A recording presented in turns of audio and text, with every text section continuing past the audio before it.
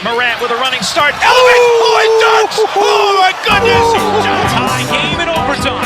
Gasol will turn his heat. It's good.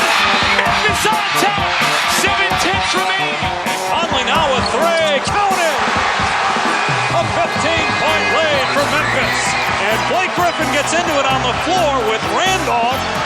Hard to tell if there are any punches being thrown under there, but Griffin took acceptance. Adams going long. Morant. He hit it. Ja Morant. Insanity. You gotta be kidding me. Welcome to Grits and Grinds, a Memphis Grizzlies podcast. Grizzlies Win Edition. My name is Keith Parrish. The Grizzlies did what they had to do.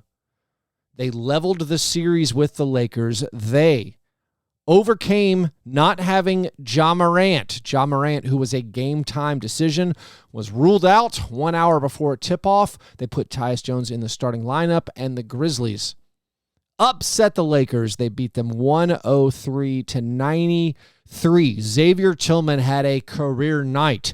He led the charge as the Grizzlies get this much needed, a required victory, and now the series will shift to Los Angeles. Now, a lot of people are painting this victory as like a massive upset.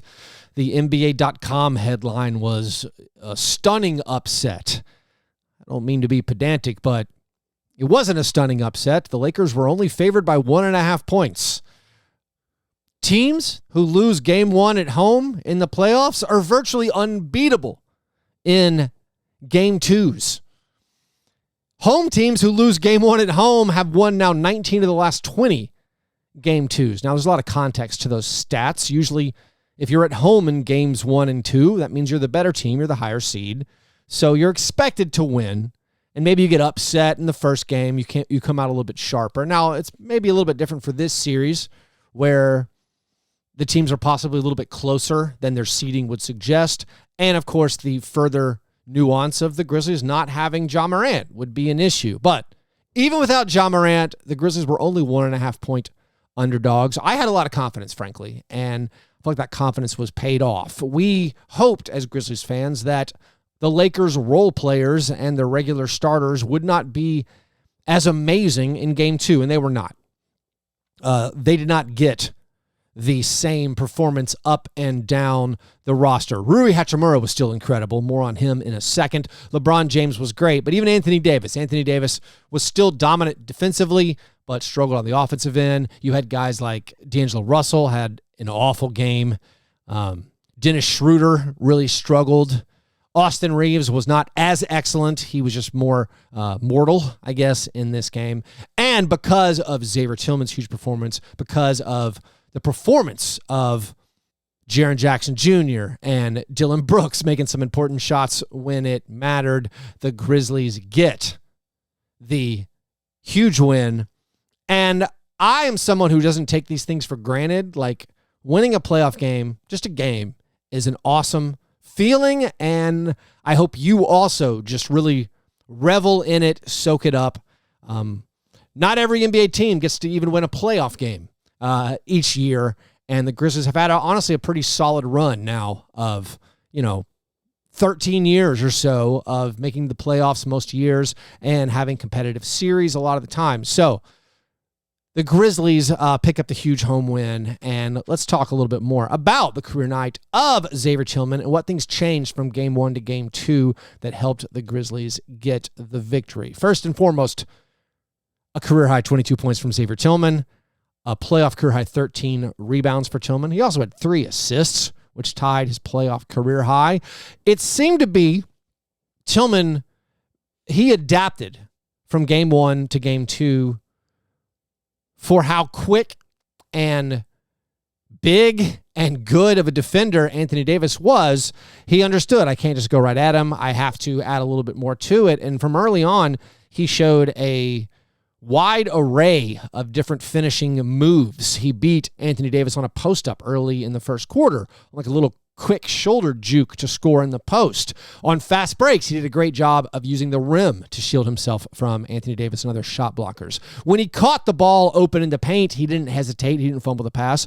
He caught the passes cleanly and then would use his footwork to avoid the shot blocker. And he actually caught 2 alley-oops. This is pretty funny because last episode I specifically pointed out one of the issues with Xavier Tillman is he's not an offensive threat, famous last words, and he's not a vertical spacing threat. The Grizzlies can't throw him alley-oops to punish the defense when AD helps or any other defenders help. Well, he actually caught 2 alley-oops in this game. Now, they were the layup alley-oop variety. But good job for the Grizzlies throwing the ball up to the rim where it's easier. You don't allow the defender to have a chance to recover. And Tillman caught a couple of alley-oops, and it led to his huge game. I mean, Tillman made 9 of his first 10 shots, and the only miss was a running three-pointer at the halftime buzzer. Just an absolutely awesome game from Xavier Tillman. Besides the good finishing in the paint, his offensive rebounding was a huge boost. Something that changed from game 1 to game 2 is the Grizzlies actually got more second chance points. Now, they still lost the second chance scoring battle. That's basically a constant. We expect that to be the case in every single game. But Tillman did have a strong putback. The final Dillon Brooks dagger, that came off of a Xavier Tillman offensive rebound. So that was a second chance opportunity, second chance points for the Grizzlies. But the Grizzlies got some good offensive rebounding from Tillman. 5 of his 13 rebounds were in the offensive glass. Jaren also had 3 offensive rebounds. John Konchar, who played in this one, Konchar, big game off the bench for him. Konchar had 2 offensive rebounds, including a tip in. So the Grizzlies were a little bit more effective doing that offensive rebounding, doing the thing that Lakers fans were concerned about. In the last episode, Raj Chapalu was saying, whenever AD comes over to block a shot, the Lakers are super susceptible to giving up offensive rebounds, and we saw that in this game where the Grizzlies actually got some of those second chance points. But more than that, the points off of turnovers flipped. The Grizzlies lost the points off of turnovers in game 1. They won that comfortably in game 2. And then the overall three-point shooting. In game 1, the Lakers made 16 threes to only 13 for the Grizzlies. In this one, the Lakers only made 7 three-pointers.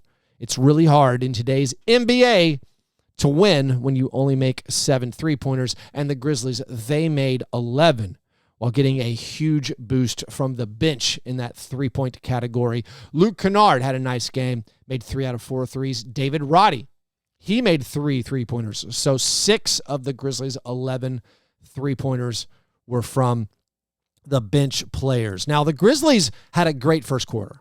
They got up by 11 in the first quarter. And again, this is what I expected. I really thought the Grizzlies, even without Ja Morant, would take care of business. I firmly believe a healthy Tyus Jones is better for the Grizzlies than a limited Ja Morant. I wasn't particularly surprised that Ja Morant didn't play. I thought that's what we were trending towards. But a healthy Tyus, better than a hurt Ja. And this team, their defense improves when Tyus Jones plays. The ball movement usually improves when Tyus Jones plays. And so I thought, that they could take care of business. And they got out to this quick start. Their adjustments they made on the defensive end seemed very effective, holding the Lakers to only 19 points in the first quarter. Desmond Bane had a big first quarter. Now, these Desmond Bane games have been strange. Desmond Bane has now been 6 for 18 from the field in both games. He's shooting 33% for the series. The Grizzlies are not going to win this series if Desmond Bane continues to perform like this. Honestly, I feel lucky to be tied 1-1 when I look at the combined shooting numbers of Desmond Bane plus Dillon Brooks. Desmond at 33%, Dillon Brooks at 37%. I feel fortunate, honestly, to have a split. I expected a ton from Desmond Bane in this series. I thought he was going to be a problem for the Lakers and fill it up regularly. Well, so far that hasn't happened. But in the first quarter, he did. He made 5 of his first 7 shots, 6 of his first 9. He had 10 points in the first quarter. He was getting to the basket. He was getting to the mid-range shots. We thought that's something they needed to focus on. Having Desmond Bane in a two-man game, be able just to get, like, not all the way to the basket because you want to avoid Anthony Davis, just be able to knock in like 15-foot jumpers, 17-foot jumpers. He did it in the first quarter. But then, after scoring 13 points in the first 13 minutes of the game, he makes a three early in the second quarter. He doesn't make another shot. Desmond Bane misses his final 9 field goal attempts. In the final 25 minutes Desmond Bane played, 0 for 9 from the field and 5 turnovers. I mean, he was struggling as the primary ball handler. He had to do that a lot more, of course, with no Ja Morant. I don't know if he's struggling with his toe issue. A lot of outlets have been writing about how Bane is still wearing his shoes. He's wearing LeBron's shoes, even though most people don't do that. You don't wear the shoes of the opponent. But Bane saying with the foot issue he has, with the toe injury he has to wear the LeBrons. It's the only thing that works for him.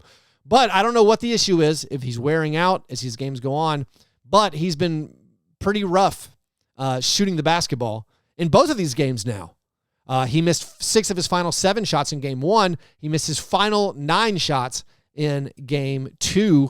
He finishes only with 1 assist and 5 turnovers. He does manage 17 points. But again, 13 of those points came in the first 13 minutes. So Desmond Bane had a subpar game for him, and now, frankly, that's 2 straight subpar games from Desmond Bane. That's a very rare occurrence for Desmond Bane to shoot this poorly in consecutive games. He's obviously a fantastic shooter. He's a very efficient scorer. So I don't know if we just give credit to the Lakers for doing a good job of defending him, having a good plan to keep him from getting those downhill drives and from getting open looks from 3. But so far, Desmond Bane hasn't really come through. But because of Tillman's performance, because of the overall defense, I mean, the Grizzlies held the Lakers to 93 points. That's a season low for the Lakers. The Grizzlies, by the way, are undefeated this season when holding their opponents under 100 points. They're 9-0. The Lakers are winless in the 4 games this season. They failed to score 100 points. So the Grizzlies won this on defense. They did outscore the Lakers in points off of turnovers, but I don't feel like this was a huge, like, we're forcing a lot of turnovers, getting a lot of runouts. We're not. The Lakers had more fast break points than the Grizzlies again. This is kind of bad. This is not what we expected. We thought the Grizzlies should push the pace and sprint to wear out the Lakers. I think the Grizzlies did an okay job of pushing the pace early in the game. I mean, they scored 60 points in the first half. That's great. But the second half was a slog. The fourth quarter was just a grinded out mess. I mean, it was a grit and grind classic. Neither team really able to do much of anything.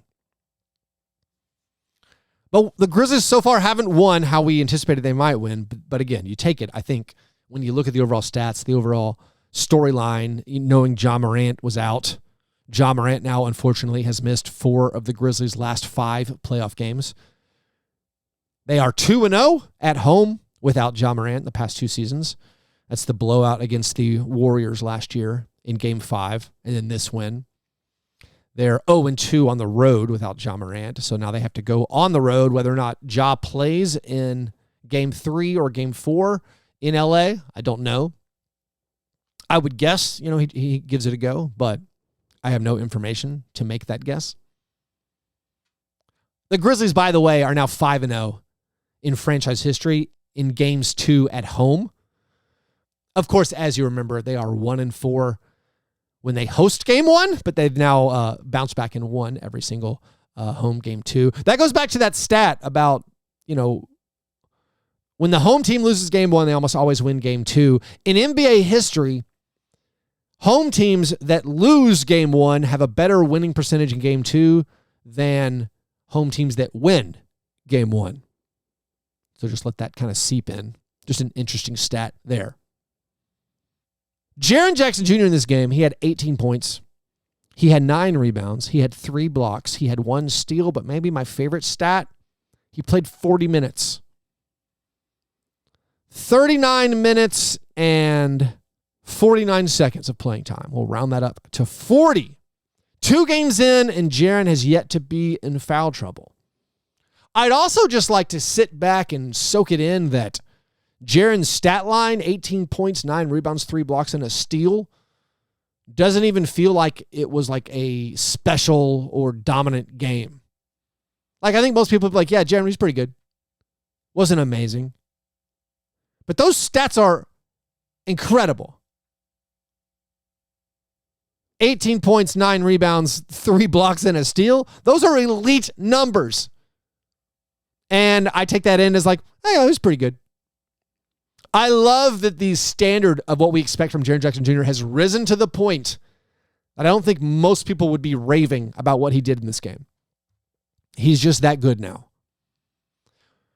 I really asked and hoped for Taylor Jenkins to play Jaren Jackson Jr. 40 minutes. It feels like we're going to have to crank up the minutes for our main guys. Now, interestingly, we did not crank up the minutes for Dillon Brooks and Desmond Bane. Both of those guys dealt with foul trouble once again. A lot of this game felt kind of like deja vu from game 1, specifically in the third quarter. So the Grizzlies get up by 20 points. That didn't happen in game 1. They got up by 8 points in the early third quarter. But the Grizzlies were ahead by 20. And then they kind of started frittering the lead away. And in this stretch where the Grizzlies really struggled to score, Desmond Bane picked up his 4th foul. Now, if you remember in game 1, Desmond Bane picked up his 4th foul in the third quarter, went to the bench. The Lakers then outscored the Grizzlies by 10 points over the remainder of the third quarter. In this game, Desmond Bane picks up his 4th foul with the Grizzlies up 12. The Lakers immediately scored, made it a 9-point game. Jaren checked back in. But then Hachimura makes a 3. Now it's a 6-point game. So at this point, it's like, oh no, we're doing it again. We took Desmond Bane out because of foul trouble. Did Desmond Bane foul out? No, he did not. We took Desmond Bane out for foul trouble. Now our lead's going away. It ended up being a 17-3 Lakers run that went over a stretch of 6 minutes. The Grizzlies only scored 3 points in a 6-minute stretch. Dillon and Bane were both out. They both had 4 fouls. Did Dillon foul out? No, he did not.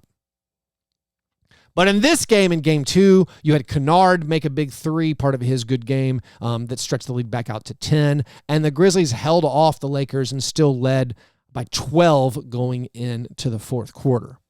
Now, I haven't talked about Dillon Brooks yet, and that's a mistake on my part. I haven't at least mentioned his post-game quote. His post-game quote is insane. There are some people, the Lakers are making that run, they get it to 14. You and LeBron have that exchange. There are people out there that say maybe you shouldn't do that with one of the better players in the game. What were you thinking? I don't care. He's old. You know what I mean? I was waiting for that. I was expecting him to do that game 4, game 5. He wanted to say something when I got my 4th foul. He should have been saying that earlier on. But, you know, I poke bears. I don't respect no one until they come and give me 40. So I pride myself on, you know, what I do is defense and taking on any challenge that's on the board. I mean, he basically is turning into this wrestling heel. He's leaning into it. But he called LeBron James old. He said he likes to poke the bear.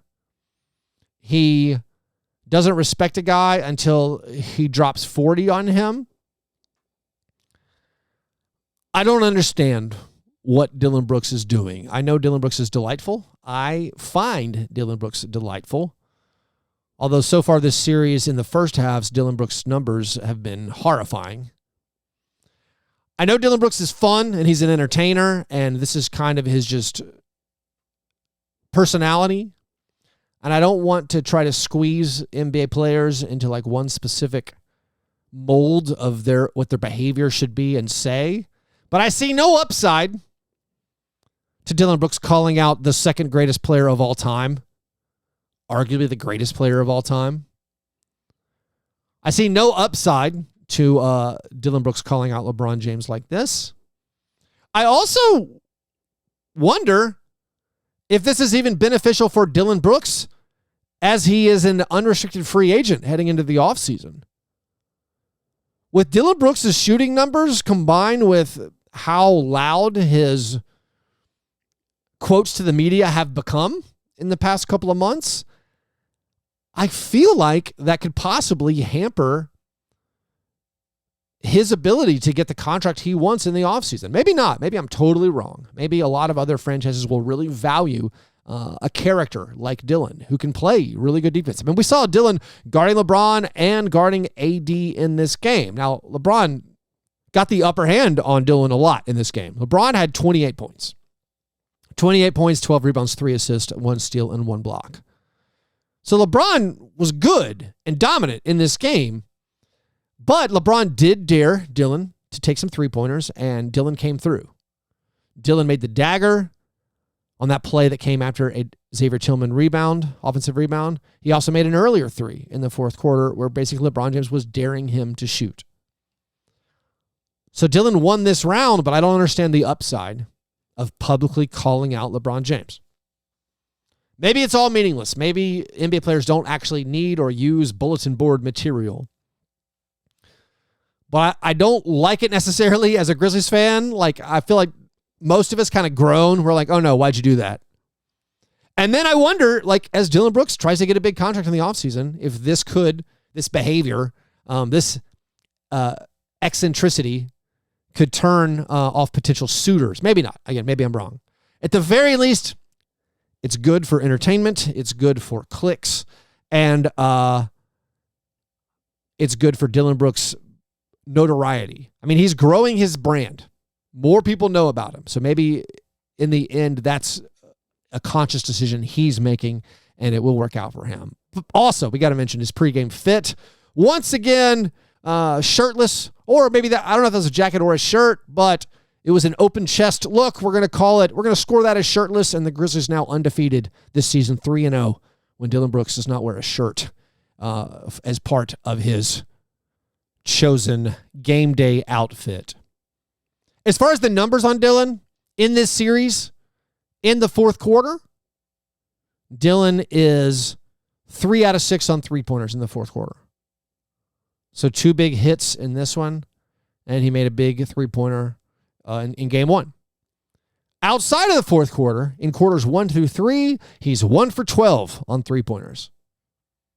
For the series, Dillon Brooks is shooting 50% on two-pointers. He's 6 for 12, and he's 4 for 15 on threes. So that brings his overall field goal percentage down to 37%. And again, 3 of those 4 three-point makes have come in fourth quarters. The numbers for Desmond Bane, as I said, much worse. Desmond Bane has not made a three-pointer in a fourth quarter yet so far in this series. Let's take a quick break now to do the ad, and then I'll come back with some more facts and figures and analysis of this Game 2 victory. Download the brand new official Grind City Media mobile app. Explore new ways to access your favorite Grind City Media content, from your favorite shows and series to news and entertainment. Stay connected with exclusive content at your fingertips with the new Grind City Media mobile app, available in both the Apple and Google Play stores.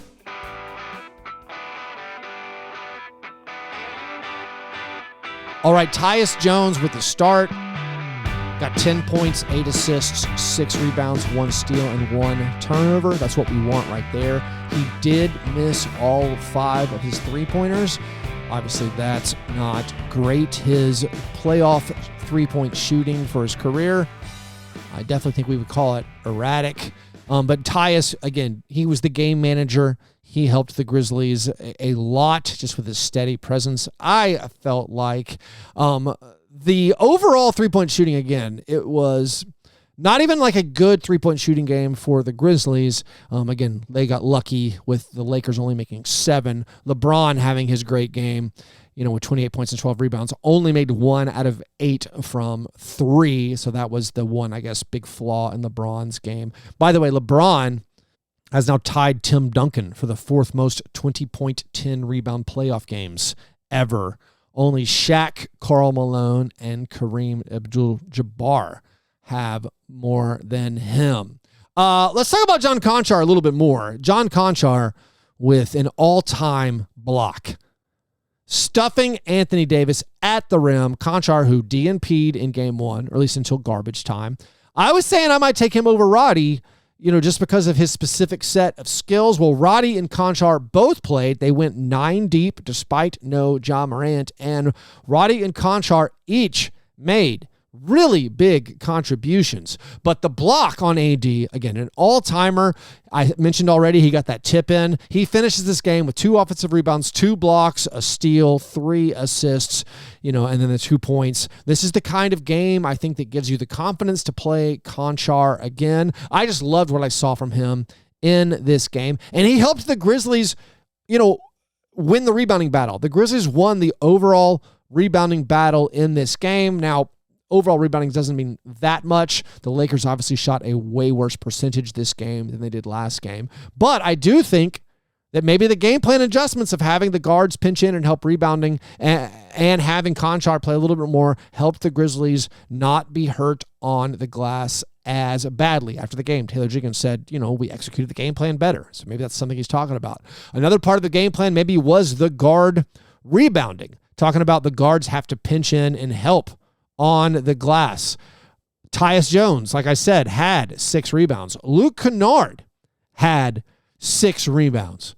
Desmond Bane got 4 rebounds. So maybe that is some of the guards getting involved with that rebounding. By the way, Kennard. So Kennard had 13 points, made 3 out of 4 threes, had that unbelievable play where he stole the inbounds pass and then made a 3-pointer and got fouled. It was part of essentially like the Grizzlies scoring 8 points in like 5 seconds. It was so quick. There was a technical foul. I believe it was a defensive 3 seconds. So the Grizzlies got a free throw. Then I believe Roddy hit a 3, and then Kennard steals the inbound pass, gets fouled on the 3-pointer. They score 8 points just in the blink of an eye. But Kennard, beyond the offense, beyond providing that 3-point spacing, I thought the rebounding was just so good. And all of it wasn't just like the uncontested rebound, that just goes to whoever's standing there. I feel like he moves towards the basketball. He boxes out a guy. He is actually, I think, a quality rebounder for his size. I was honestly thinking, like, where would I rank Canard as far as like best rebounders on the Grizzlies who are available? And I'm not even joking. I think I would put him 4th. I think it would be like Tillman and Jackson and Konchar, I think, are better rebounders. And then Canard, despite not being the tallest of players, Canard I thought was very, very effective on the glass. And of course, the 3-point shooting, invaluable. Like, you have to have it, and it was desperately needed. And he's the only guy on the team, basically, who had a good 3-point shooting night, except for the man of the hour. I think we'll count Xavier Tillman making 1 3. That's a good night for Xavier Tillman. Also off the bench, Santi Aldama, I would say slightly disappointing game. He missed both of his 3-point attempts. He did pick up 7 rebounds in just 14 minutes, so a contributor to the Grizzlies doing a better job rebounding this game. Looking at the other squad, I do want to talk a little bit more about Rui Hachimura. This guy's been amazing. He followed up his 29-point game 1 with 20 points, made 2 more threes, had 5 rebounds. He played a little bit more, 32 minutes. Also notable, Austin Reeves. I talked about how they could play him more. He played 30 minutes in game 1. He was up to 37 minutes in game 2. But Hachimura has now scored 20 points in 4 straight playoff games. This is 2 this year, and then going back to 2 when he was on the Wizards. In each one of those games, he shot 58% or better from the field. This game, he was 7 for 12 from the field. That's the worst field goal percentage he's had in any of the last 4 games. Here's the list of guys who've ever had a longer streak in the playoffs of scoring at least 20 points and making over 58% in every game. Charles Barkley, Walt Frazier, and Dwight Howard have had 5 straight games. Rui Hachimura has 4. Rui has played in 7 career playoff games. He's never shot under 50%. He's made a three-pointer in each one of the games. He's the only player in NBA history in each of his first 7 playoff games to score in double figures, make over half of his shots, and make at least one three-pointer in every game. I know these are slightly cherry-picked stats. I just like to point out that Rui Hachimura has never had a bad playoff game. These shooting numbers are outrageous. He's now 16 for 25 all-time in the playoffs on three-pointers. If you want to remove the three-point made element to this arbitrary list or cherry-picked stat about his first 7 career playoff games, here's the list of players who've scored in double figures and shot 50% or better in each of their first 7 career playoff games. Cedric Maxwell, Kareem Abdul-Jabbar, Terry Cummings, Adrian Dantley, Bob Gross, and now Rui Hachimura. All those other guys, we're talking Hall of Famers and or All-Stars. And Rui is the only one of those guys who made a single three-pointer in those 7 games. And he's made 16 in his 7 games. Hopefully, if I keep building up Rui Hachimura's stats, he will have a real stinker in some of these next games. Anthony Davis in this game blocked 5 shots, continued to dominate the interior, but I do think the Grizzlies adapted. Like Xavier Tillman was more patient and more aware of Anthony Davis. The Grizzlies, most of the time, I feel like when they got their shot blocked, were on drives, and maybe they get a little too much tunnel vision driving towards the basket, not knowing the shot blocker's there. Although Konchar passed up a layup, which I really hated in the fourth quarter, when Rui Hachimura was at the rim.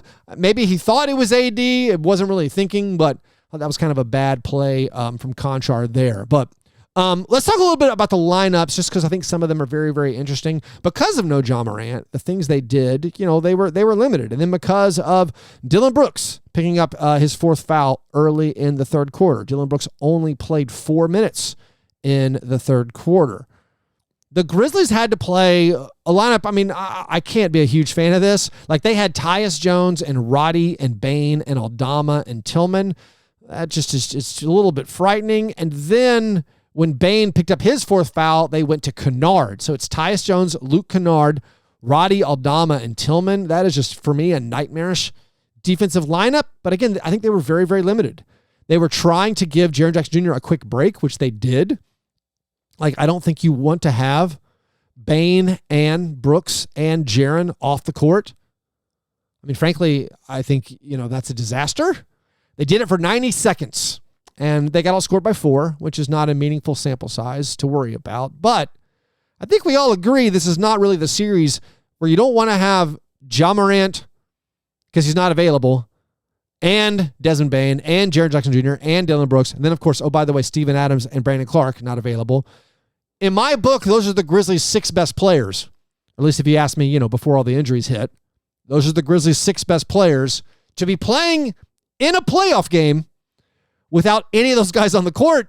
Was kind of uncomfortable. But then Jaren gets back in. They check him back in with 4.5 minutes to go in that third quarter. And he goes the whole rest of the way. He plays basically 16 minutes in a row before they empty the bench with 20 seconds left. They started the fourth quarter. This is a lineup, a non-Tyus Jones lineup I really, really like a lot. Canard and Konchar with Dillon and Dez and Jaren. Of course, anytime Dillon, Dez, and Jaren are on the court, I'm feeling pretty confident. Luke and Konchar as the other 2. This might be my ideal non-Tyus Jones lineup.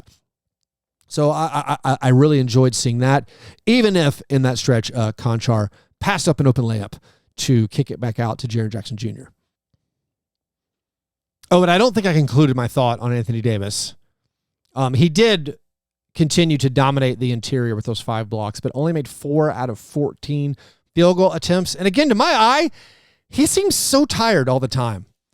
Maybe I'm just watching him closer than ever because it's a playoff series, but he seems like he doesn't ever want to run on the court. And it seems like the Grizzlies could attack more just by pushing in transition. Also, he never leaves the lane.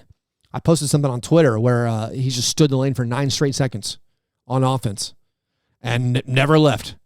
I know the refs called 1 offensive 3-second call on the Lakers. I can imagine that the Grizzlies are sending tape to the league office about how often the Lakers are just standing in the lane and the refs are not calling 3 seconds on that.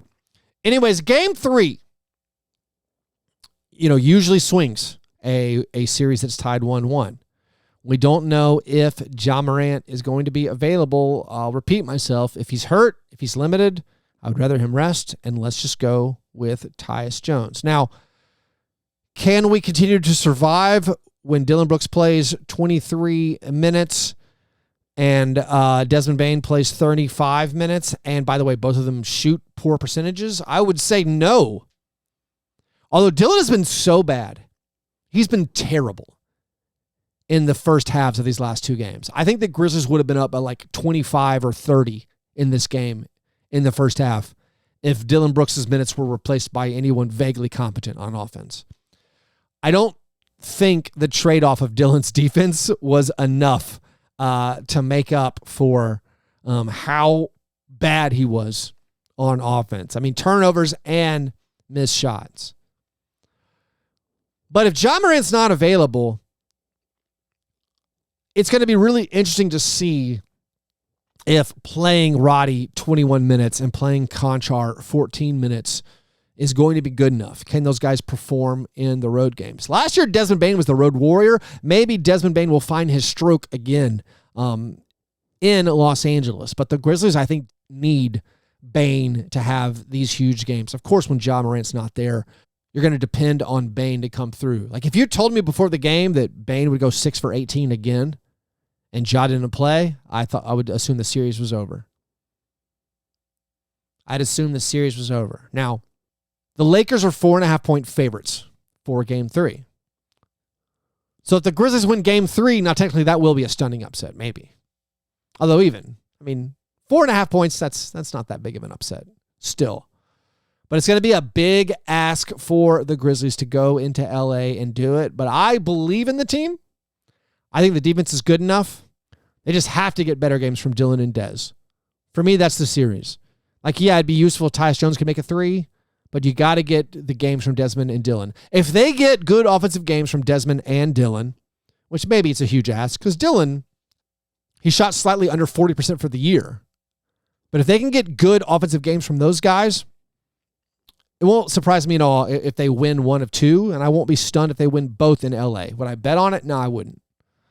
I still think the Lakers have a slight advantage in this series. But I do expect it to go 6 or 7 games like I predicted before the series started.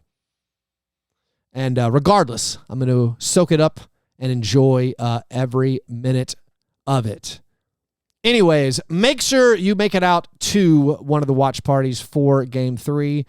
There's one in Memphis. The one in Nashville will be at Noble's Beer Hall. It's Saturday night at 9 p.m. Central. Please subscribe to the YouTube channel, the Grits and Grinds YouTube channel. I appreciate everyone who's already done that. All right. Hope you guys have a great Thursday. Talk to you soon. Go Grizz.